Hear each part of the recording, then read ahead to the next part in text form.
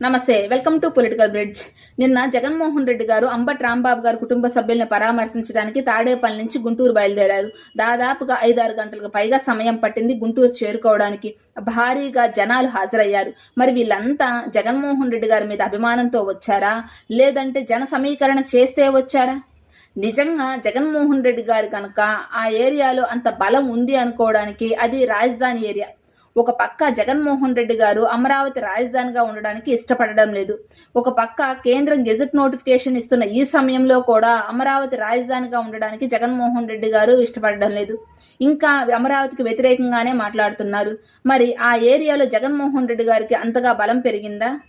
లేదు, ఈ 18 నెలల కాలంలోనే జగన్మోహన్ రెడ్డి గారికి బలం పెరిగింది అనుకోవడానికి అసలు ప్రజా సమస్యల గురించి ఏమైనా ప్రశ్నిస్తున్నారా?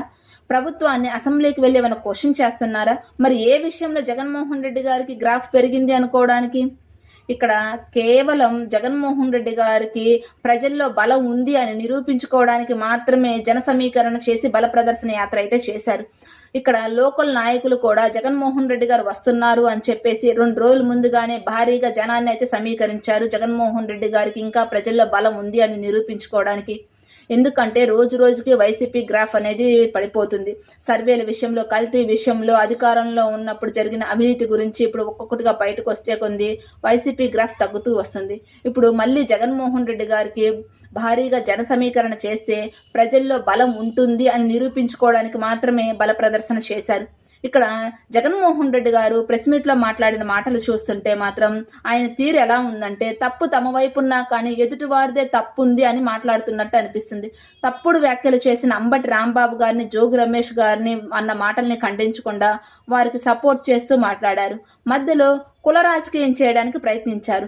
కాపుల ఓట్ల కోసం కుల రాజకీయం చేయడానికి మాత్రమే జగన్మోహన్ రెడ్డి గారు పరామర్శ యాత్ర పేరుతోటి బల ప్రదర్శన యాత్ర చేసి కుల రాజకీయం చేయడానికి ప్రయత్నించారు. ఇక్కడ జగన్మోహన్ రెడ్డి గారు కనుక నిన్న కులం గురించి ప్రస్తావన తీసుకురాకుండా ఉంటే మాత్రం నిజంగా జగన్మోహన్ రెడ్డి గారి మాటల్ని నమ్మేవాళ్ళు. అలా కాకుండా మధ్యలో కుల రాజకీయాలు చేయడానికి ప్రయత్నించేసరికి ఒకసారిగా జగన్మోహన్ రెడ్డి గారు నిజంగానే కులం కోసం, కాపు ఓట్ల కోసం మాత్రమే ప్రయత్నించారు అనే విమర్శలు అయితే వస్తున్నాయి.